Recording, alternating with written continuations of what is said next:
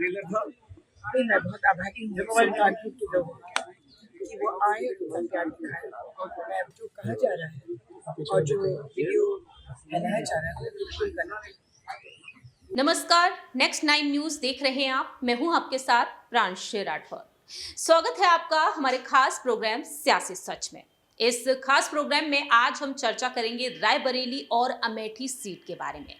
रायबरेली और अमेठी सीट जो गांधी परिवार के लिए गढ़ मानी जाती हैं, लेकिन क्या इन सीटों पर इस बार बीजेपी कब्जा कर लेगी या फिर इन दोनों ही सीटों पर कांग्रेस एक बार फिर से बाजी मारती हुई नजर आएगी? इस बीच लगातार चर्चा का विषय एक नाम बनता हुआ नजर आया। गांधी परिवार के ही छोटे बेटे वरुण गांधी जो पीलीभीत से चुनाव लड़ते हुए नजर आए, लंबे वक्त तक सांसद बने और इस बार देखा गया कि बीजेपी ने उनका टिकट ही काट दिया, जिसके बाद ये कहा गया है कि रायबरेली से उन्हें टिकट दे सकते हैं बीजेपी आलाकमान। विचार विमर्श चला है और अंत में वरुण गांधी साफ तौर पर इनकार कर दिए हैं, प्रस्ताव को ठुकरा दिए हैं, क्योंकि यह कहा जा रहा है कि प्रियंका गांधी इस सीट से उतर सकती हैं। ऐसे में अब कयासों का दौर एक बार फिर से कहीं ना कहीं तेज हो रहा है। सवाल यहां पर इसी मुद्दे को लेकर रहेंगे। हमारे साथ इस वक्त मौजूद हैं हमारे सहयोगी दिनेश। जिस तरह से आप भी देख रहे हैं कि राहुल गांधी, प्रियंका गांधी आखिरकार रायबरेली अमेठी से लड़ेंगे या नहीं, इसको लेकर सस्पेंस कांग्रेस ने बरकरार रखा है और कांग्रेस यहां पर साफ तौर पर यही कह रही है कि शायद ही वह यहां से चुनाव लड़ें। कितना भारी नुकसान कांग्रेस को इन दोनों ही सीटों पर हो सकता है यदि राहुल और प्रियंका चुनाव नहीं लड़ते इन सीटों से? देखिए प्रांशी, 2019 के आंकड़ों पर नजर डालना जरूरी है। कांग्रेस पार्टी के पास उत्तर प्रदेश में एकमात्र सीट थी रायबरेली, जहां से सोनिया गांधी ने चुनाव लड़ा था। राहुल गांधी उस वक्त एक चर्चित चेहरा होते हुए भी चुनाव हार गए थे। बड़ी चीज ये है कि गांधी परिवार के गढ़ से तीसरी बार ऐसा हुआ जब कोई गांधी परिवार का सदस्य अमेठी लोकसभा सीट से चुनाव हारा है। और ऐसे में जिस तरीके का ये माहौल देखने को मिला, लोकसभा का चुनाव है, अमेठी सीट को लेकर राहुल गांधी ने चुनाव की तारीखों का ऐलान होने से पहले ही एक बड़ी यहाँ पर जो है भारत जोड़ो न्याय यात्रा के दौरान जो है रोड शो किया था। उस दौरान उनके साथ अपार जन समर्थन उमड़ करके आया था। उस वक्त भी राजनीतिक जानकार इस चीज के कयास लगा रहे थे कि सबसे पहले यदि कांग्रेस पार्टी उत्तर प्रदेश में किन्हीं सीटों पर चुनावी उम्मीदवारों का ऐलान करेगी तो वो अमेठी और रायबरेली की सीटें हैं, क्योंकि जो जन अपार समर्थन उनको देखने को मिला वहां पर अमेठी में रोड शो के दौरान, भारत जोड़ो न्याय यात्रा के दौरान, वो वाकई एक हुजूम था। उस दौरान लोगों ने ये अपील की कि राहुल आप साथ आइए, आप फिर चुनाव लड़िए, आपको फिर हम कहीं ना कहीं आपका इंतजार कर रहे हैं और भारी मतों से जिताएंगे। लेकिन कांग्रेस पार्टी अभी तक अमेठी और रायबरेली सीट, जो कि कहीं ना कहीं सबसे सुरक्षित सीटें मानी जाती रही हैं, वहां से चुनावी प्रत्याशियों का ऐलान नहीं कर पाई है। वाकई चिंता का विषय है और कहीं ना कहीं यहां पर जितना डिले होगा वो कांग्रेस पार्टी के लिए फायदेमंद नहीं रहने वाला है। बिल्कुल, कांग्रेस के लिए वाकई में ये फायदेमंद नहीं होने वाला है। दरअसल आपको बता दें कि 3 मई नामांकन की आखिरी तारीख है अमेठी सीट पर। यह कहा गया कि 1 मई को राहुल गांधी नामांकन पर्चा भर देंगे। स्मृति ईरानी नामांकन पर्चा दाखिल कर चुकी हैं, लेकिन अब तक कांग्रेस की तरफ से इस पर कोई फैसला नहीं आया है। मल्लिकार्जुन खड़गे इन दोनों ही सीटों पर अपना फैसला सुना सकते हैं, ये कहा गया, लेकिन अब भी कांग्रेस ने सस्पेंस बरकरार रखा है। इस बीच यहां पर बीजेपी क्या एक बड़ा दांव खेल सकती है? वरुण गांधी, जिनको लेकर यह कहा गया कि कहीं ना कहीं आलाकमान के फैसले से वो नाराज हैं, कहीं अलग राहें वह अपनाते हुए नजर आ सकते हैं, समाजवादी पार्टी की तरफ उनका रुख हो सकता है, निर्दलीय चुनाव वह लड़ सकते हैं और इस तरह से वरुण गांधी को लेकर ये सवाल उठे हैं। इस पर यहां पर देखा जाए, मेनका गांधी जो सुल्तानपुर से चुनाव लड़ रही हैं, नामांकन दाखिल कर चुकी हैं, वह अब एक और बड़ा बयान देती हुई नजर आई है। अमेठी रायबरेली पर बात रखी, वरुण गांधी पर भी उन्होंने बात रखी। सुनिए जरा क्या कुछ कहती है मेनका गांधी। नॉमिनेशन किया आपने, पीछे चलिए, पूछो तुम पूछो। मैम कैसा चल रहा है चुनाव कैसा चल रहा है मैम? थोड़ा माइक नीचे कीजिए। आज जो है आपके द्वारा नामांकन किया गया है, ऐतिहासिक भीड़ है, तो क्या माना जाए ये जीत का एक ट्रेलर था? नहीं, मैं बहुत आभारी हूँ सुल्तानपुर के लोगों का कि वो आए और प्यार दिखाए। मैं बहुत आभारी हूँ कि 2 मंत्री के आए हैं, मैं उनका भी धन्यवाद। जनतंत्र नीचे करो। जिस तरीके से मैम देश में जो है तमाम बातें की जा रही हैं आरक्षण को लेकर, इसको लेकर के आप कैसे देख रहे हैं? क्या ये चुनाव का रुख मोड़ने का प्रयास किया जा रहा है? नहीं, ये जो कहा जा रहा है और जो वीडियो बनाया जा रहा है वो बिल्कुल गलत है, वो मनगढ़ंत है। मैम पिछले एक अप्रैल से आप लगातार यहाँ क्षेत्र में हैं। वरुण जी आज नहीं है, नॉमिनेशन में भी, प्रचार में भी नहीं दिख रहे हैं, पिछले दफा भी नहीं थे।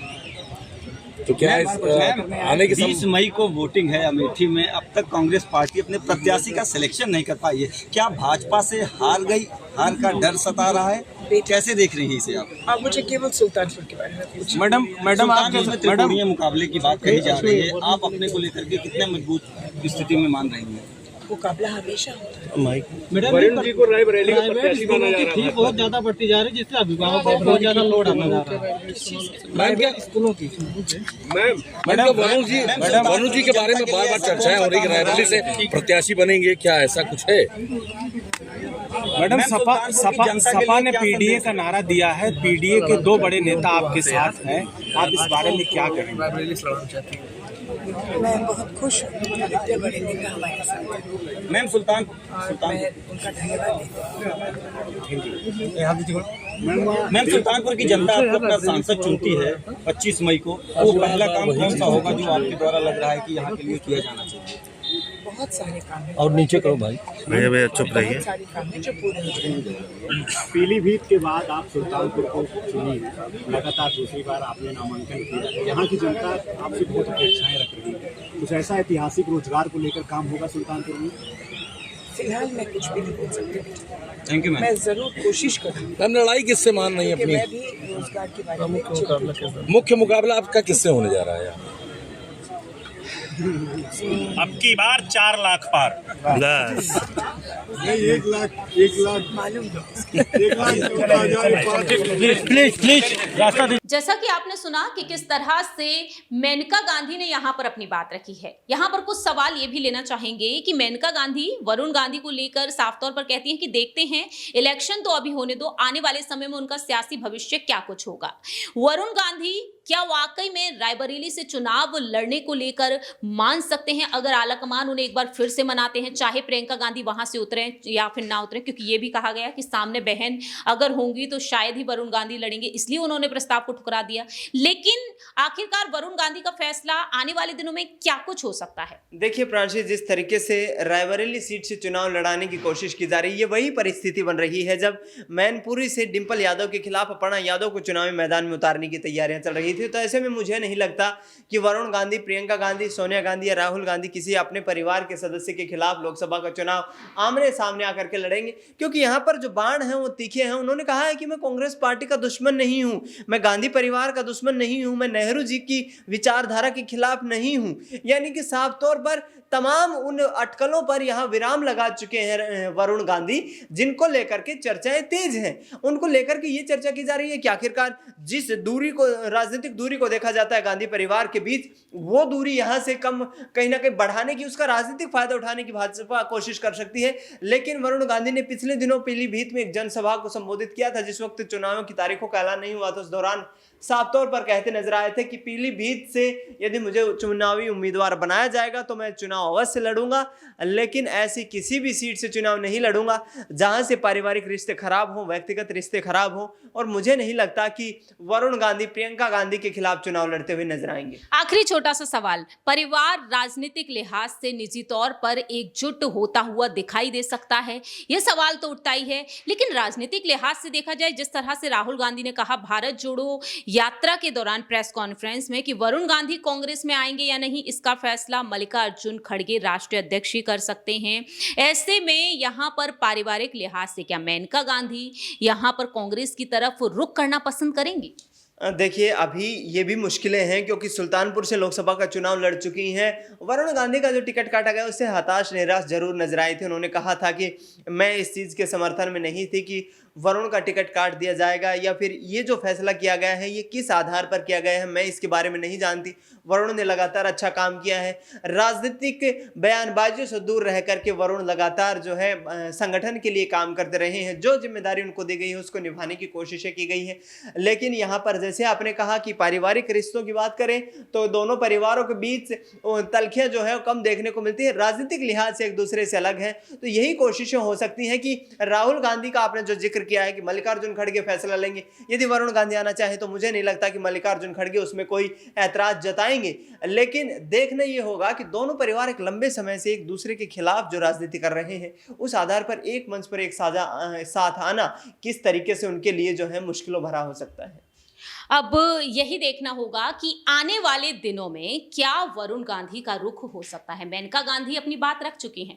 देखना होगा कि आखिरकार वरुण गांधी लोकसभा चुनाव लड़ेंगे या नहीं, ये वक्त के साथ साथ ही जानेंगे। फिलहाल देखा जाए अमेठी सीट पर 20 मई को चुनाव होने जा रहे हैं, ये दावे किए जा रहे हैं। अब देखते हैं कि आखिरकार अमेठी से कौन उतरता है, क्योंकि अमेठी को लेकर भी ये कयास तेज हुए थे कि कहीं ना कहीं अमेठी से बीजेपी वरुण गांधी को उतारेगी, स्मृति ईरानी को शायद दरकिनार कर दिया जाए, लेकिन ऐसा होता हुआ दिखाई नहीं दिया है। फिलहाल इस खास प्रोग्राम में इतना ही। बाकी के तमाम अपडेट्स के लिए देखते रहिए नेक्स्ट 9 न्यूज।